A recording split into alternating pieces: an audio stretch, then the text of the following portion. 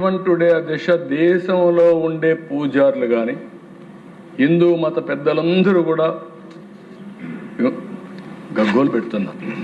అపవిత్ర జరిగింది, ఇది కరెక్ట్ కాదు, యాక్షన్ తీసుకోవాలని చెప్తే కనీసం ఒక్క మాట అధ్యక్ష ఆ పార్టీ ఎక్కడ కూడా రిలీజ్ అయినట్టే కనపడదు. నేను అడుగుతున్నాను అధ్యక్ష, నేను ఒక పేపర్లో కూడా చూశాను, ఒక ఆర్టికల్ని చూశాను అధ్యక్ష.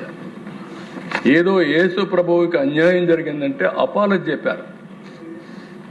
నేను అడుగుతున్నాను అధ్యక్ష, మీకు యేసు ప్రభువుకి అన్యాయం జరిగితే నువ్వు అపాలజీ చెప్పావు, నేను కూడా తప్పు చేస్తే నేను కూడా చెప్తాను. వెంకటేశ్వర స్వామిని అపవిత్రం చేస్తే దానికి సమాధానం లేదు అధ్యక్ష.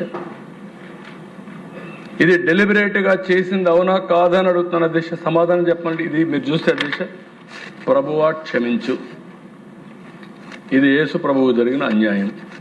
ఎవరు సాక్షి పేపర్, ఎవరిచ్చింది? వైఎస్ జగన్. ఓకే, నువ్వు అక్కడొస్తే నువ్వు చేసిన వ్యక్తివి. ఇక్కడ వెంకటేశ్వర స్వామి నైవేద్యం ఇచ్చే నెయ్యిలో కల్తీ చేసి కనీసం రిపెంటెన్స్ లేదా? మీకు నమ్మకం లేకపోతే పోవద్దండి, నేను ఆ మాట చెప్పాను. నమ్మకం ఉండేవాళ్లే వెళ్తారు. నాకు నమ్మకం లేకపోతే నేను చర్చికి పోవాల్సిన పని లేదు. కానీ మత సామరస్యాన్ని గౌరవించినప్పుడు పోతాం. అక్కడుండే మత పెద్దలు చెప్పినట్టు నేను వ్యవహరించాలి, వాళ్ళ సాంప్రదాయాలను గౌరవించాలి. అదే నిజమైన ప్రజాస్వామ్యం. దీన్ని ఉల్లంఘించే పరిస్థితికి వచ్చారు. ఇది కరెక్ట్ పద్ధతి కాదని మరొకసారి తెలియజేస్తున్నా. దాని మీద కౌన్సిల్లో కూడా నిన్నటి వరకు ఇది చర్చ. అంటే కుట్ర కొనసాగుతూనే ఉంది. ముందు చేసింది అపవిత్రం డెలిబరేట్గా, ఇప్పుడు చేసేది కంటిన్యూషన్. అంటే మొత్తం ఈ మారిగా మాట్లాడితే రాబోయే రోజుల్లో వెంకటేశ్వర స్వామి